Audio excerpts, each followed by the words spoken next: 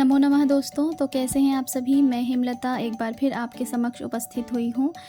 संस्कृत के शेमुषी जो पुस्तक है 9वीं कक्षा की, उसका पाठ 2 जिसका नाम है स्वर्णकाकः। तो आज इस पाठ को हम विस्तार से पढ़ेंगे, हर एक शब्द को बहुत ध्यान से पढ़ेंगे।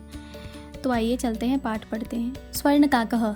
स्वर्णकाकः, स्वर्ण, आपने ये शब्द सुना भी होगा। स्वर्ण मीन्स अर्थात सोना, ठीक है, सोना। काकः, काकः अर्थात कौआ। तो सोने का कौआ, ये हमारा पाठ का नाम है। प्रस्तुतोऽयं पाठः, प्रस्तुत यह पाठ श्री पद्म शास्त्रिणा विरचितं विश्वकथाशतकम् इति कथा संग्रहात् गृहीतोऽस्ति।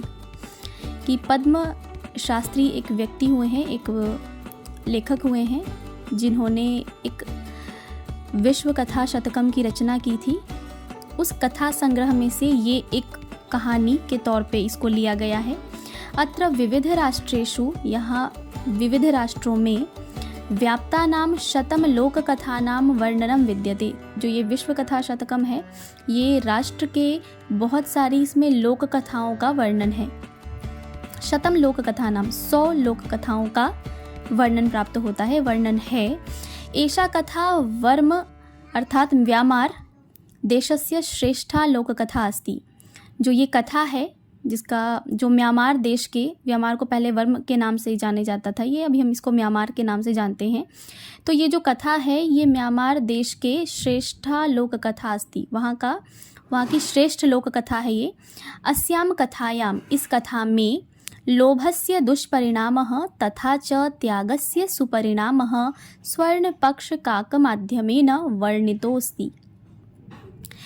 तो अस्याम कथायाम, इस कथा में लोभस्य दुष्परिणामः, लोभ का दुष्परिणाम, लोभ का बुरा परिणाम, बुरा अंत, तथा च और त्यागस्य सुपरिणामः, और त्याग के क्या सुपरिणाम होते हैं, त्याग का सुपरिणाम स्वर्ण पक्ष काक माध्यमेन, सोने के पंख वाले कौवे के माध्यम से वर्णितोस्ति, वर्णित है।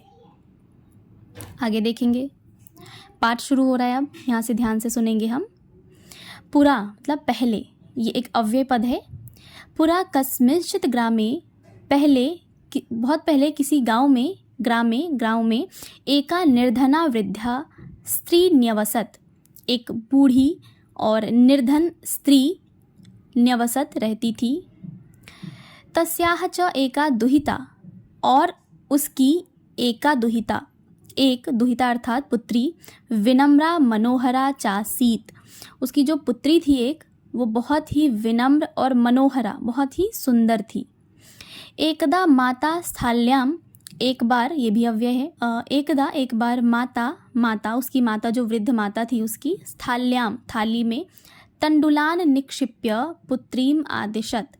तंडुल होते हैं कच्चे चावल, तो तंडुलान निक्षिप्य, चावलों को फैलाकर, पुत्रीम आदिशत, पुत्री को आदेश दिया। सूर्यातपे तंडुलान खगेभ्यो रक्ष, कि उसने सूरज की रोशनी में अर्थात धूप में उसने क्या रखा था, चावलों को बिछाया था कि और उसको आदेश दिया कि चावलों की पक्षियों से रक्षा करो। किंचित कालादनंतरम, कुछ समय के बाद, एको विचित्रः काकः, एक विचित्र कौआ, समुड्डीय उड़कर, तस्याह समीपम अगच्छत, उसके समीप गया। आगे देखेंगे, तो एक कौआ आया और उसके समीप गया। फिर आगे है, नैतादृशः स्वर्णपक्षो रजतचंचुः स्वर्णकाकस्तया पूर्वं दृष्टः। इस प्रकार का, नैतादृशः न एतादृशः, इस प्रकार का स्वर्णपक्षो, स्वर्ण के पंखों वाला पक्षी, रजतचंचुः और चांदी के चोंच वाला, स्वर्णकाकस्तया पूर्वम न दृष्टः, सोने का कौआ उसने कभी भी पहले नहीं देखा था। तम तंडुलान खादंतम हसंतम च, उसको चावलों को खाता हुआ देखकर, कच्चे चावलों को खाता हुआ देखकर और हंसता हुआ विलोक्य देखकर, बालिका रोदितुम आरब्धा, लड़की ने रोना शुरू कर दिया। तम निवारयंती सा प्रार्थयत, और उसको हटाती हुई वह प्रार्थना करने लगी। तंडुलान माँ भक्षय, चावलों को मत खाओ। मदीया माता अतीव निर्धना वर्तते, जो मेरी माता है वो बहुत ही ज़्यादा निर्धना है। स्वर्णपक्षः काकः प्रोवाच, सोने के पंख वाले कौवे ने कहा, माँ शुचः, चिंता मत करो।